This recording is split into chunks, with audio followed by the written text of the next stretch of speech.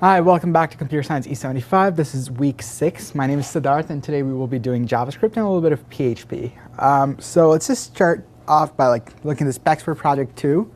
Hope that's going well. If you have any questions, email it at help@cs75. Hopefully we can do a little bit of PHP that's relevant to the project, some JavaScript, and possibly come back and sort of go over the entire project. But to begin with, let's take a look at the fourth requirement on the PDF. So it says your site must pull its real-time data, so price of the stocks that you show, from Yahoo Finance by parsing its CSVs.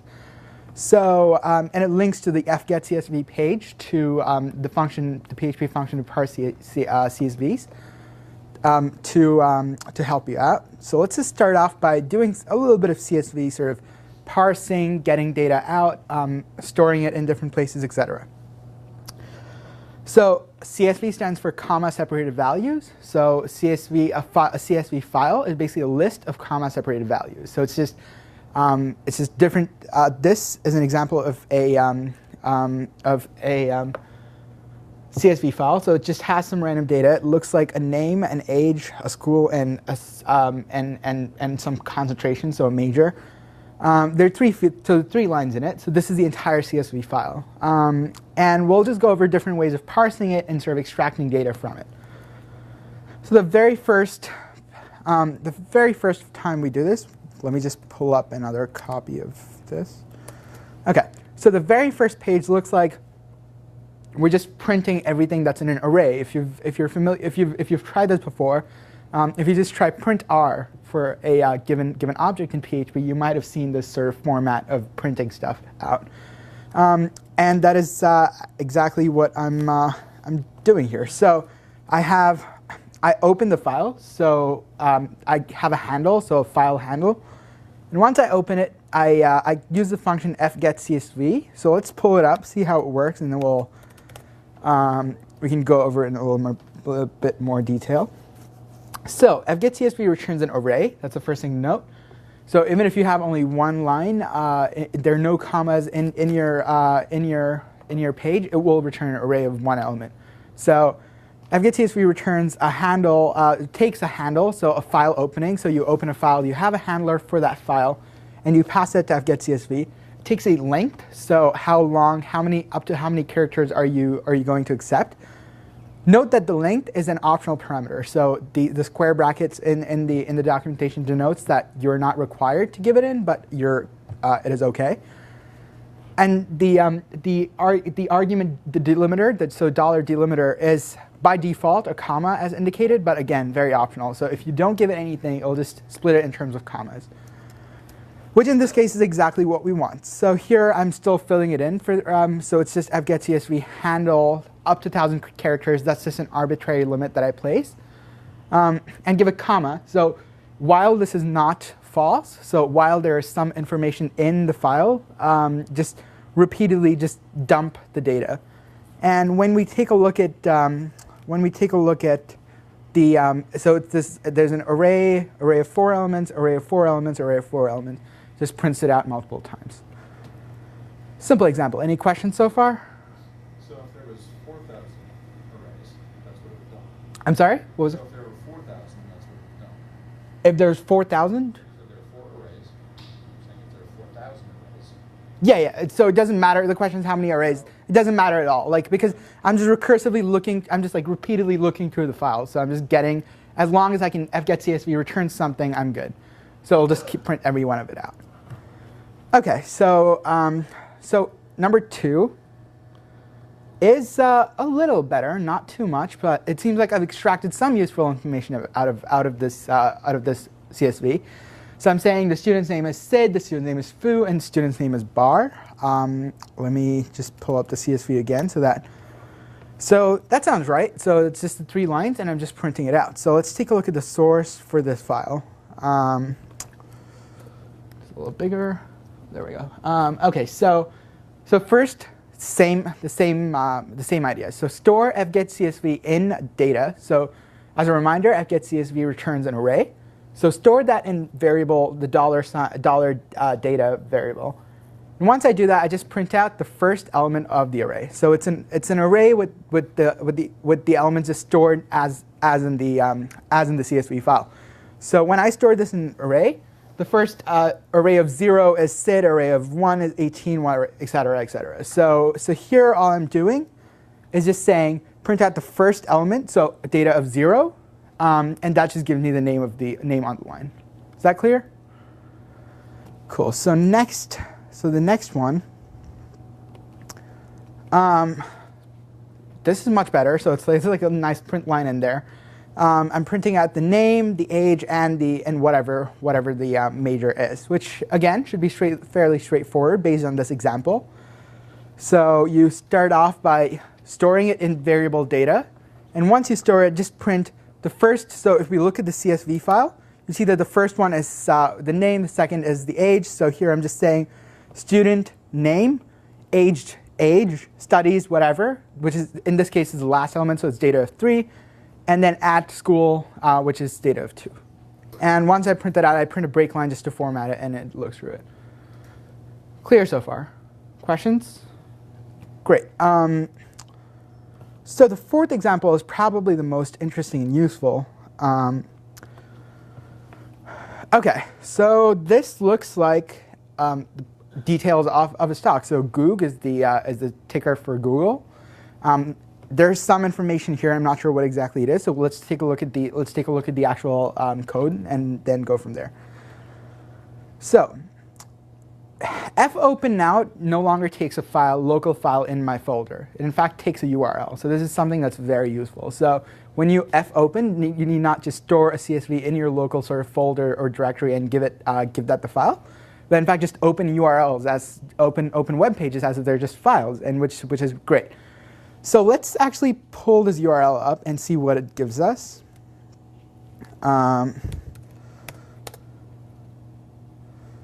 So when I just entered that in the browser, I get back a CSV file as I expected. So what this does is just opens the file that it returns without having to go through sort of downloading it yourself. So once I do that, I just get CSV and then print the data. So how is this relevant to project 2? This is exactly what you want to do. So you want to get, first you have a form where the user asks for enters whatever stock ticker he wants, stock symbol, I guess, he wants prices for. Once you do that, you have to just query the appropriate URLs, which would mean changing this parameter s to whatever symbol you want, and then just looking at the way the CSV file is arranged and printing the appropriate details out.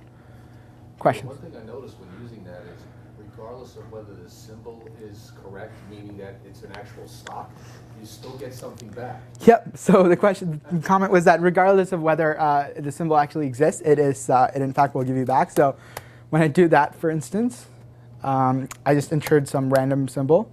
It still gives me back a CSV. So you have to also be clear that like the details that you get back. It's taking a while to open, but you have to just be clear that whatever you get back, you have to defensively check to make sure that there is in fact some value in whatever you just got back. So if you look at this, it's just like there's a 0. So the first is the symbol that I just entered. There's no price. There's nothing available.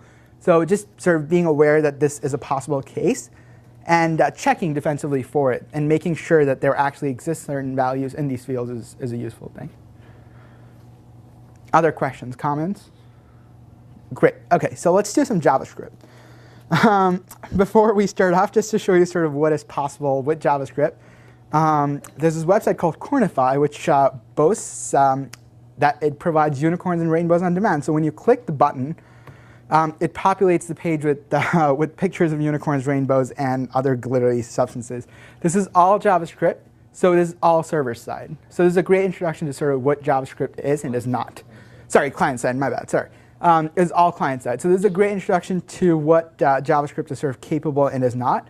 When you, anything that is done on this page is just on my sort of version of the page. So any changes that I make, when I go back to the site even for instance, all of that is lost. So JavaScript is entirely client-side. So it's possible, and this is something that we will go over when we go through the examples.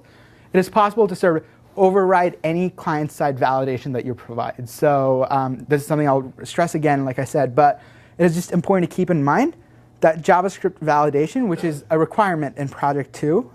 So I believe I can't find this here, but just be aware that validating with JavaScript is not necessarily going to fill everything you need. So let's get started on some validation. Go over some stuff. So I'm going to start with base.php, right? So I'm going to say at foobar.com, and school is ASDF. So I'm going to hit add. So that looks like it did nothing. So it's just a form. It's nothing more to it. So if you take a look at the source, it submits nowhere. So obviously, like when I enter details, nothing really happened. It's just a form. It's just a basic form with this table, which we don't really use so far, but it's something that we will use very soon. It's just a table with the ID student table. So let's get started with the first one. Let's pull this up. OK, so table manipulation. So let's do this again.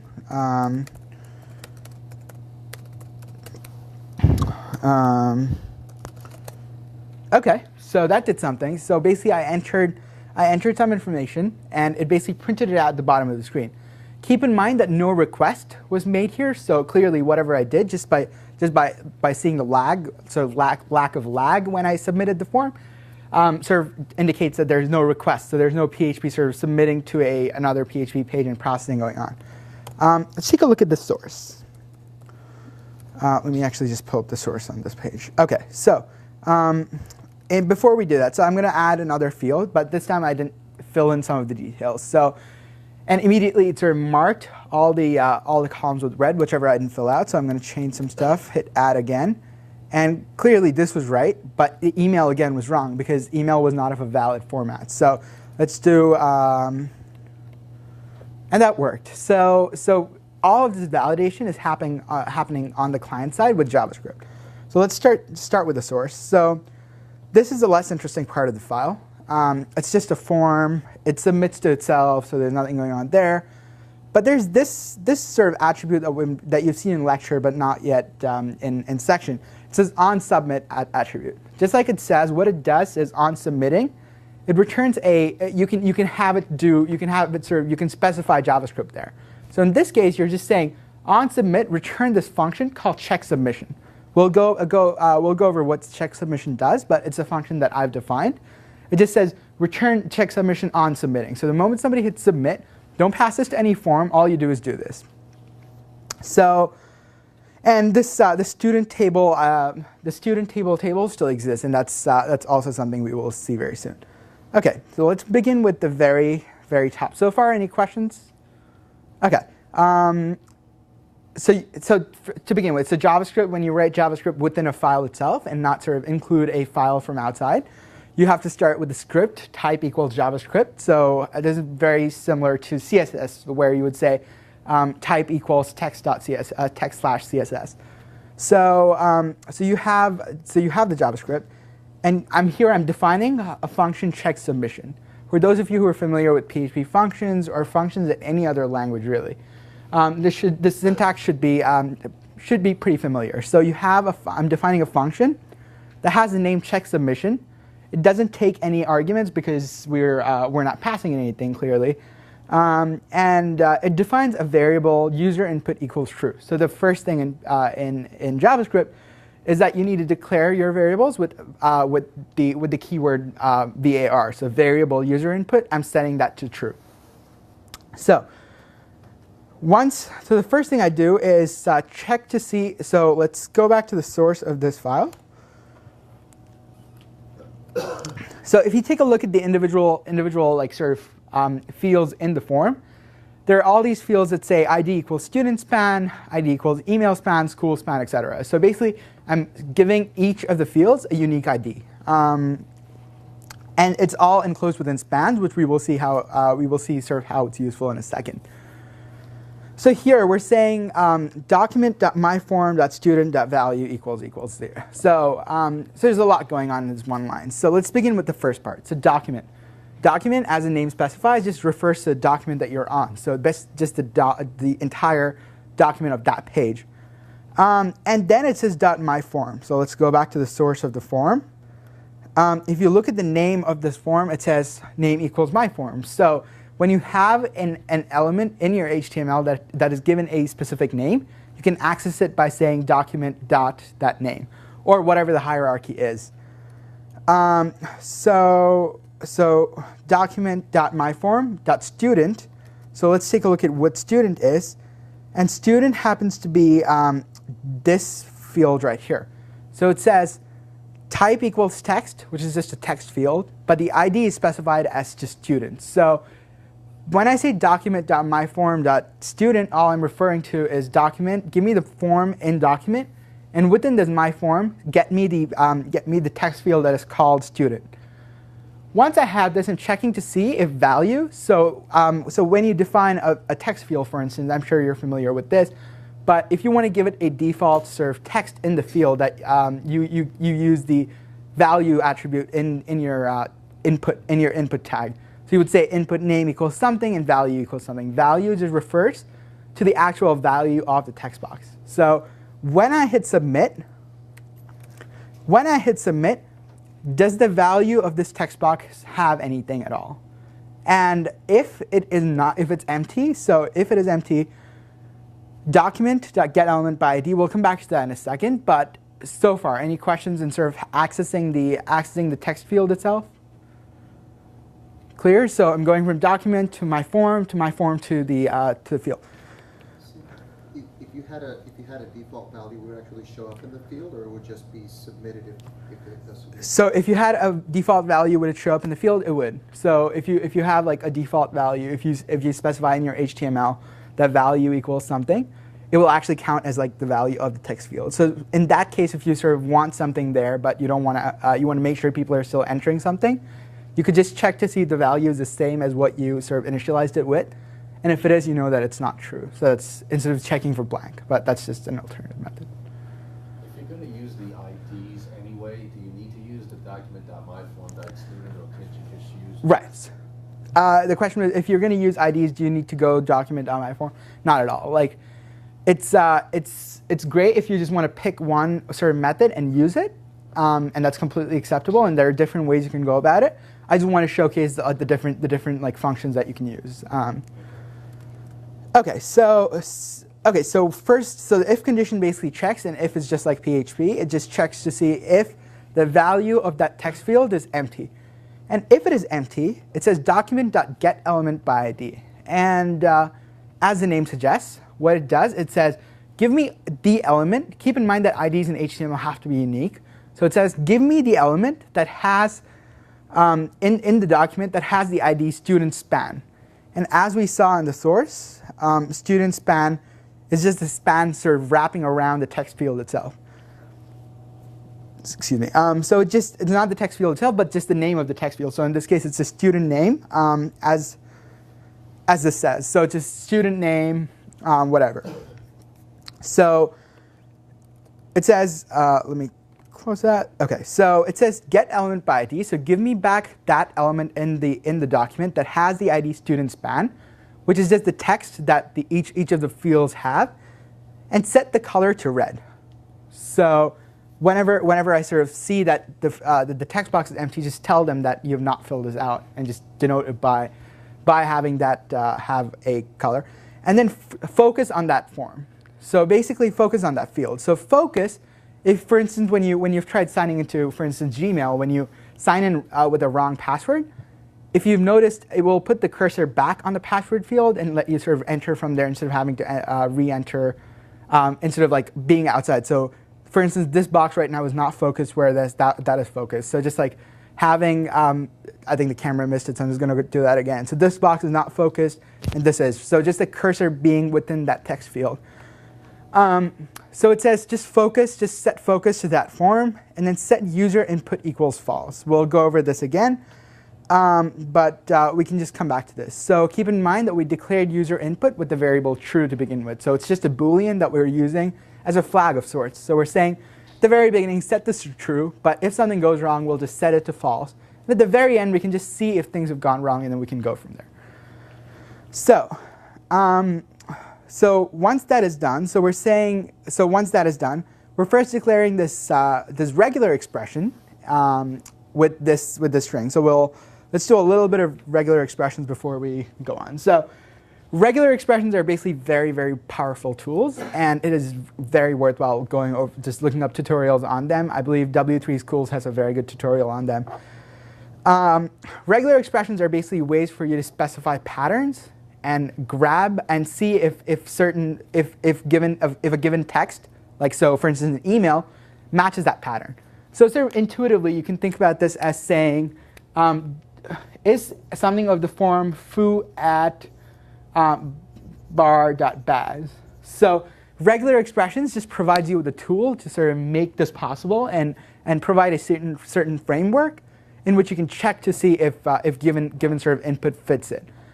So the input validation here says, so we'll come back to this in a second, but we're saying, so this is the regex. So we're just saying this is the regular expression that we're going to use, and I can go into that briefly for how that works.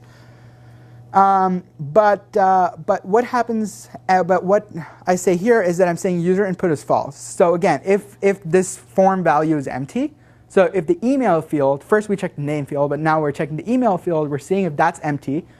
If it is empty, we're just saying set user input to false, do the same thing as we did before. So first make that red, and then focus it on that field. Once that is done, so the first condition is have they entered anything at all. The second condition is if they have entered something, have they entered the right sort of format. So let's take a look at this, and let's just try that. So that didn't work, so email is still wrong. So let's now try that. So that's somehow validated. So clearly, so this is still an invalid regex, and part of the challenge is for you to write your own regex because it's a very useful exercise. But it looks like this is the general pattern we're going for. And now let's take a look at the actual regex. So it says, so regexes and expressions in general are sort of enclosed within slashes. So so that's the outside slash. So you're just saying this is the pattern that I'm going to give you. So first is a dot. So this is what I believe we have. So this is, let's see. OK. So there are three parts to this. So let's just break them down. So once you sort of see, this will become much more intuitive once you handle a few regexes and sort of write your own. But this basically has three parts. So I'm just going to indicate that here. So the dot in a regex basically indicates any character. So it just says whatever character you give me. The plus indicates that there should be at least one of it. So you're saying that there should be at least one character in there. So if I have, for instance, just at something, it doesn't fit this pattern. So what we're saying is there is some character, and there's at least one character. So the plus, so there are two operators here. So I could say dot star. This indicates that there is either 0 or any number of characters, whereas this indicates that there should be at least one character there. Is that clear? So there should be at least one of some character, and then an @ symbol. So this is a literal thing. So this is literally just checks for the @ symbol, and then checks to see if the same thing happens on the other side. So if it does, just say it's a valid pattern. This is not a very good. This definitely does not bring out the sort of powerful. There have been entire books that have been written on regular expressions, so it's definitely worthwhile to go over a couple of tutorials and write your own regexes to begin with. So that's just a pattern. That's the frame we're giving them. Sorry, question. Yeah, if one writes a regex for from the server side, what's the likelihood of being able to take that regex and just implementing the same one on the, sure. On the client side? Sure. I'm not sure whether you. The question was, do you mean server side and client side, or PHP and JavaScript? Yes. Okay. So the question was, if you have a regex in PHP, what are the chances of being able to use it in JavaScript? I'm not entirely sure of the exact implementation, but in general, regexes are sort of work across many languages. So it's the same idea. The pattern is probably the same, and it's not sort of language specific. It works across languages. And I believe this is the name of the function in PHP. Yep. So preg match basically says just perform a regular expression match. So preg match. And the regexes that you would use here are the same that you would use in JavaScript. So if you take a look at this, this just says not DE, but not D, but E or F. So it's the same patterns that will work across different languages. So if I follow this, this is just a really crude way of checking to see if something is in the form of somebody adds somebody. Sure. But it's not really highly precise way of checking. So the question was, oh, sorry, go on. Well, you're not testing to see if it's really a valid, COM or Right. Right. So the comment was that this is a sort of crude way to check to see if people match the pattern. Regexes are entirely syntactic, so you usually don't check semantics with them. It's possible, but in general, it's more syntax, just like matching the sort of given structure. But I would argue that they're very, very elegant, just because of the sort of things you can do. You can specify how many. So if you were to write an actual regex for an email address, you could specify anything up to like how many characters that last. It could either be 2 or 3 characters, right? So it can be .com or .something else, and you can specify how many like sort of subdomains you can give people. So they can say something.co.something, and all of this is possible with just different regexes. So it does not match. You can't check. For instance, you can, but it's not gonna. If you want to check specifically for Gmail, you could do something like dot plus at gmail.com, and this is a valid regular expression. This is right, but in general, you don't check semantics. You just check structure. Other questions? OK, great. So now with that regex, we see this sort of call to test, which, as might be clear, just checks to see if a given input string matches the given regex, the regex that you've specified. In this case, was a string. So it says if it does not match it, once again, just do the same thing again. So just set that to like red, focus it on that field, set user input to false. Once that's done, so the other, OK, so there are 2 lines of code that I missed, but we'll come back to it. The third is just, did you leave the school field blank? Again, it repeats the same idea. You check a bunch of things, and then you say, if all our checks pass, so if any of our checks failed, we just set user input to false. At the very beginning, user input was true. For each of the checks, we said, if this fails, set user input to false. If this fails, you set user input to false, and so on. So at any point of our checks, if the validation had failed, we would have set that variable to false. So now we're just checking to see if that didn't happen. So if that didn't happen, call this function called addEntry and return just return from the function. High-level questions so far, or specific code-level questions too? All clear? So let's. There's one subtle thing here. So let's first kill this. Where let's just enter some wrong email, and let's hit enter. And it set the email to red. Right? So now I'm going to go ahead and enter a right email. And it changed email to black. So how does this happen? This just checks in here. So if this thing failed, do all of that. But if none of that failed, just get element by ID, just the same thing, but set it to black. So basically, if you'd submitted something wrong in the past, but now you've corrected it, it'll just not print that red anymore, and it'll just change it. So in the same way, I do that for every one of the other fields, so that when people just correct their mistakes, it does not display it anymore. Questions? Sweet. So let's take a look at what addEntry does. Just as a reminder, so when we did foobar baz and hit enter, OK, so that's what it does. It looks like a table, right? Like the way it's formatted. Let's take a look at the source. this is a sort of subtle thing that that makes things harder. So when you have JavaScript and you use JavaScript to sort of modify the page itself, the source itself does not change. So the source that you've used. So now if you view the source, nowhere does it show us the table that was created right now. So it's still ID equals student table is just blank. So this is one of the reasons JavaScript is fairly hard to debug. So and JavaScript debuggers in general are also hard to come by. But look for Firefox add-ons that help JavaScript debugging, and there are some very good ones. OK, so let's take a look at add entries. So first, we're storing the element by ID student table. Let me make this a little bigger, so a little more. OK, so student table, as we've seen already, is just this table that's just empty in the beginning, right? So it says store student table in this variable called myTable. Once you do that, so new row, so create element is another JavaScript function, which takes the name of the element you want to create. So here it's just tr. So tr in HTML, as we've seen, is just a new row within a table. So it just says create element tr, and then within that it says create element td. So keep in mind that there's the so right now we're not storing anything anywhere. We're just creating elements, right? And once we do that, we're saying append child. So we're creating a text node. And the reason this one is like slightly complicated and uses a lot of like random functions is just to show you what JavaScript is capable of.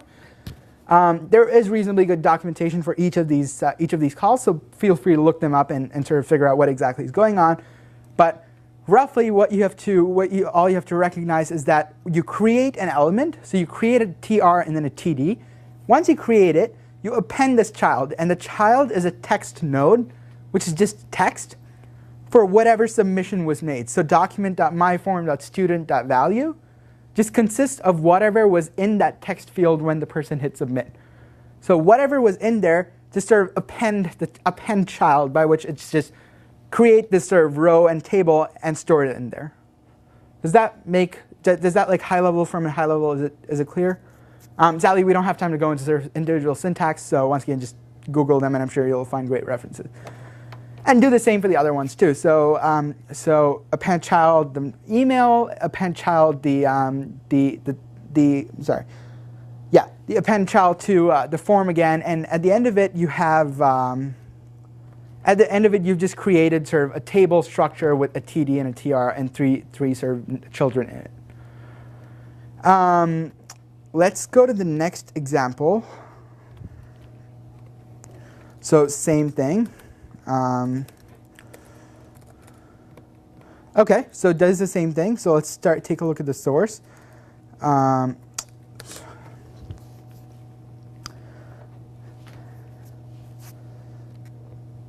OK, so let me just 1 second. OK, so oops, which one is this? This is table 2. So let's just hit add. OK, great. So if you look at this part of it, this is additional. So far we just did new row append one, append child, which is what we did last time too. But after we append the children, append the entire new row to that table. So all of that's fine. Now clear the entries, right? So now when we do foobar baz and hit add, it just cleared those entries. And then it also did this weird highlighting thing. So it's just sort of more for what you can do with JavaScript. And the code for that, it says, it just at the end of all of this, after sort of clearing the form that you submitted in, it calls this function called highlight table. Let's take a look at what highlight table does. It just gets the element ID. So it's the first thing. And it says, iterate over the rows. So basically, now there's a new function that is, again, very useful. So this function is called getElements by tag name. Just much like getElement by ID, getElements by tag name just gets elements that have the tag name as you've specified. Keep in mind that ID is sort of what you specify. So when you say ID equals foobar, that's the ID that it gets. But tag name is the name of the tag itself. So img, for instance, image tag, or body, just body. and so on. So it says first get all those elements. And there's another difference is that ID is unique. So there's only one element with that ID. But here, elements, there can be multiple elements that have the sort of TR within this thing. So here, TR, it's what get elements by tag name returns as an array. So it basically says, give me back all the elements that have the TR tag. And once you have it, iterate over it. So this is just a for loop, if you're familiar with C or PHP, really. Excuse me. You're just setting, you have a counter variable that you're setting to 0. You're iterating over it. And when you iterate over it, you're saying if counter %2. So counter %2 basically says if counter is even. So if counter %2 equals 0, so if this is not true, what you do, so this is again something that sort of is the same idea in PHP, but when you have an if condition, you basically need this to not be 0 or false. So here it says if counter %2. So if counter counter is odd, counter %2, which is this counter reminder, the reminder of when you divide counter by 2 will be 1. So if it's odd, that is if that is not 0, just set the background to whatever color we specified here. So let's just try it out again, and there we go. So for the first one, counter is 0. So when it gets the first row, the counter is 0. That one's false, so it does not change anything there. The next one, counter is 1. So that happens. Now we're going to, and for the third one, again, 3% 2, the reminder of 3 when you divide 2 is not 0. So it changes the color there again. Questions? There's no race condition since your function was below what it was called. It's just like a regular object-oriented programming language?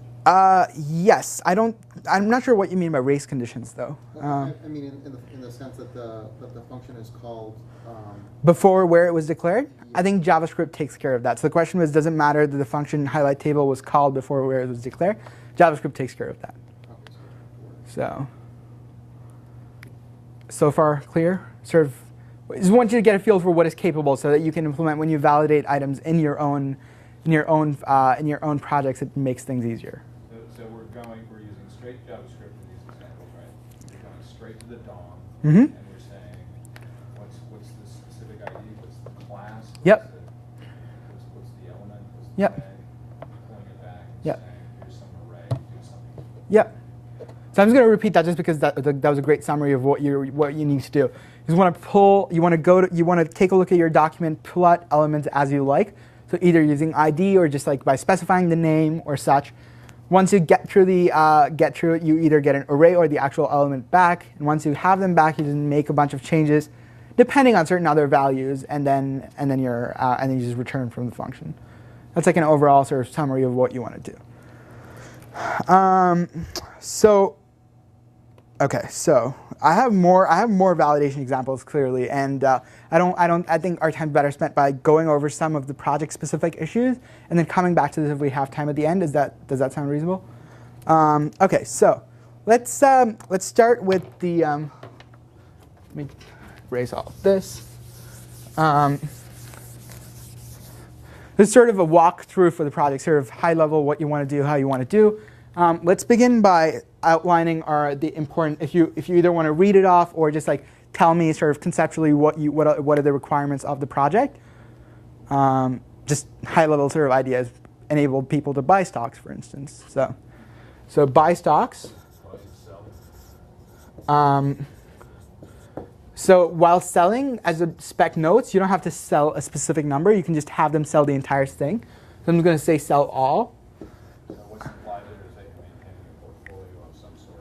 Right. So sell all, that sort of implies that you're maintaining a portfolio, which is exactly the approach that you want to take. It also implies that you actually have an account and that you actually register. Right. So the question, right. So this implies that, I'm going to actually put that down here. This implies that you're registered and have an account. So you want to check the money. You want to make sure they have money to buy how many ever stocks they want to buy, et cetera, et cetera. Any other thing? The ability to actually discover, to make a decision Sure. So basically, just let them know. Basically, display all the information that they need in order for them to sort of link to these pages and So, buy. I mean, go to, it's not just buy a million shares of Google, it's give me information about it. Sure. So you wanna present well. So this sort of falls into buying stocks, but details of a specific stock that they pick.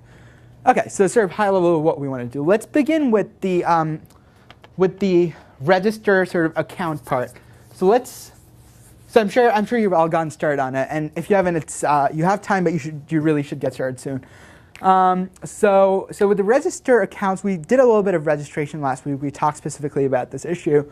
So what do you need in terms of your database? So sort of like model. You need a users table. So you need a users table. So actually find another color. So you need a users table, okay. And what should this contain? Email address. So email, username, password, etc. Well, the username is actually the email address, from what I understand. I'm not entirely sure, but that's entirely possible. So Okay. So Password too. I think that's actually open to interpretation. So regardless of which route you want to go, it sounds like it's fine, but I would check with the spec for that.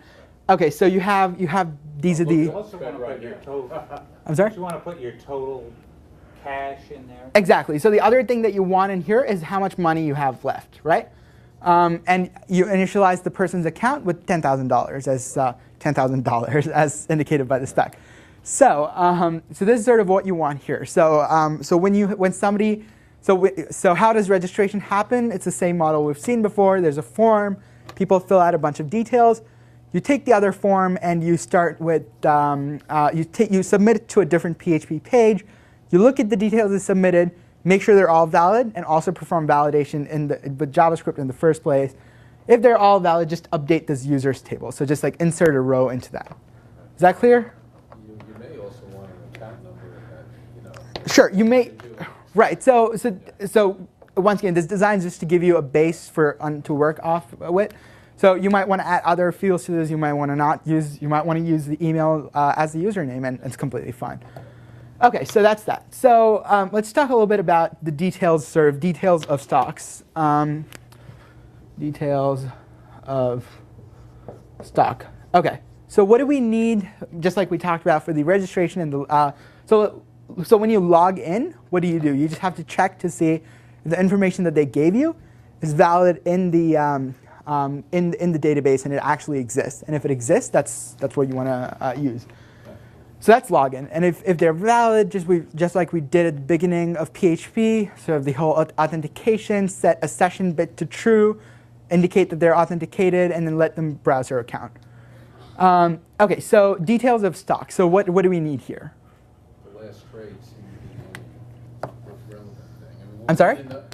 From the Yahoo perspective, we need to be able to get to the price of the stock. Sure. So you need to be able to get to the price of the stock, which means you need. I'm sorry? You need the symbol. Right. So you need first a form, right? Because you're not specifying the symbol beforehand. So you need a form, and this form will submit to another PHP file, and this PHP or itself, as we've gone over, and this should basically query Yahoo, the stock URL that we just did. So the example from the section should be pretty much all you need there. Get the information and sort of present it within a table or however you might choose to do. So once you have that, you want to actually have them enable them to like buy and sell stocks. So how would you go about that? So what do you need again for that? So let's say to buy stocks. Well, I mean, once again, you're going to need a symbol, you're going to need the price, and you're going to need the form that allows you to purchase. Right. So a symbol, a price, and whatever it allows you to purchase. So you have a form that accepts a quantity and a symbol name, right? Because you're letting them buy more than possibly one stock of Google, for instance. So you get a quantity and a symbol. Once you have those, you have to actually so that when they submit to a form, you need to use the symbol to get price, because you want to look up Yahoo's latest prices. They have to be real time, so it's possible it changed. So just look it up again and get the price of the symbol that they requested. And now what do you do? So now what are the sort of like things that you need to update, things you need to set? Well, first you need to check to make sure they got enough cash based on the price and quantity. Right. So the first thing you need to do is check that this field has enough money for their specific account. So somehow you have to keep track of their user ID, right? So when they log in, you need to sort of store that somewhere, and keep in mind that like every time you have to check, for instance, how much money they have. It's for that user ID that you initialized at the beginning. So take a look at their users table, see how much money they have, and then if they have enough money, what do you do? Right, so execute the purchase. So what does this require? This requires an additional calculation, but it also requires you need to store the actual purchase somewhere, right? So you need you need a table. So now this is where like you can sort of take many different approaches to this. So one way to do it is to just store anytime anybody buys a purchase, anybody like purchases a stock, just store it in this table called sort of, I don't know, history or transaction or whatever you want, and just associate their purchases with the user ID. So every time you have to look up, you just have to look through it and see if it has been bought or not. So this is one approach that you could take, and that's entirely fine. So in that case, you would just you also need to keep track of what the price was when they bought it. Because well, I guess you don't necessarily need that. You just have to update the amount of money they have. So once they actually complete, so if they have enough money, you sort of store that transaction in somewhere in some table, and then update this field to make sure that their money is reduced accordingly. The other thing you need to look at is if they've already bought this symbol. I mean, you don't want to create a new insert. You need to update the Right. that's already there. So the comment was that if they've already bought it, you want to update it, and they're What if they bought it at a different price? right. That's exactly what I was going to say. So if they've so the question was, what if they've bought it at a different price? So you have to keep in mind that you don't have to track how much they bought it for, because all you need to update is this, because when you sell it, you're going to sell it at the price of that time. Right, so as long as you're keeping track of what the total. Right. As long as you're keeping track of the user's total, you're all set. Really, all you need is the number of shares. Yep. So exactly. So once you have the number of shares, when you sell, you can just once again look up the price of that time whenever they're selling it, and enable them to sort of sell that. So so first you have to check to make sure there's no. But again, there are many different ways you can implement this, and not all of them sort of take the same approach. And any of them is fine as long as it's like thought out and well sort of explained. So you look at this table. You just say, oh, has user ID X bought stock Y? And if that's the case, you just increment the quantity that they buy now. If not, you insert a new row into this table. And once that's done, so that's the buying part of it. I'm sure there are details that I'm missing out, so just test your code, because we will try to break it. So just make sure you test your code in many different ways. And if that works out, you want to now actually enable them to sell it. So for them to sell it, the first thing they need to be able to do is view the stocks, right? To view the stocks that they own. How will you get that? You just have to look through this table wherever you stored the buy. Just look for all the stocks that have their user ID in it. So just say, give me all the rows in this table that were purchased by user ID X. And if it exists in that table, you know that the stock exists, it's not been sold yet, and that you know the quantity from that row. So once you have that, you just have to display each of them, and then enable them to sell it. So what does selling entail? I'm sorry? Well, you gotta Sure. So update the. I'm sorry. Money. Yeah, money. So the first thing you need to do. So you have a form that lets them sort of submit the name of the symbol. So the first thing you need to do is to check if they actually own it, right? So if I don't own any Google shares, but I'm trying to sell Google shares, it doesn't make sense. So check to see if you can sell. If you can sell, once again, get the price, because the selling price of that time. So you basically have to query Yahoo again, and once you query Yahoo, you get back the price, you update this, and then you update the table of all your stocks. So you say this person has sold it, so I'm going to delete this record and say sold. And once you're done with all that, the portfolio becomes very trivial, right? All you have to do for the portfolio is to remove the last functionality, i.e. selling of the stock. Once you have like this built in, all you need to do for the portfolio is select all records that belong to user ID X based on whatever they logged in with. And once you have that, you can just display them without any sort of functionality to sell things. Yeah, well, again, you could have that table with the cell next to each one. Sure, design is entirely up to you. Like, we want to leave this to your own interpretation. How pretty you want to make it is up to you. Sort of what you want to display is completely up to you. So, okay, so I have one comment to make about the sort of when you're designing this project, thing to keep in mind. So if you look at some of the operations here, you're doing them multiple times. So for instance, to get the price of a stock, for instance, you're doing this several times, right? So you're querying Yahoo when you're buying it, you're querying Yahoo when you're selling it, and even in the portfolio, you're querying Yahoo because you want to check for that price and that time. So it probably makes sense, and this is a very good way to think about good design and good design for your code, to sort of abstract this into a function. So basically say, I'm going to give you, so have the function take an argument that is a symbol name, and have the function query Yahoo and return the price of the stock. So once you have this, every time you need a price, you don't have to like copy code again. It's just a question of calling the function. And keep in mind that there are many different ways you can sort of model the data and sort of model your code. So whenever you see repeated sort of code use, abstract things out and start using it. So what do? You put it in a so-called include file, or what? So the question is, do you put it in an include file? That's exactly what you do. So you have an include file. You define the functions there. For instance, when we were working with SQL, for instance, what we did was we had an include file that made the connection to the table, to the database for us, so that every time we needed, we just like included the file. In very much the same way, just have an include file that defines these functions so you can just access them by calling the function that's defined in there. And then, but what is the exact language you use? I believe it's just, so I believe there are two things you can do. One is require once, and one is include. Let's just, there we go.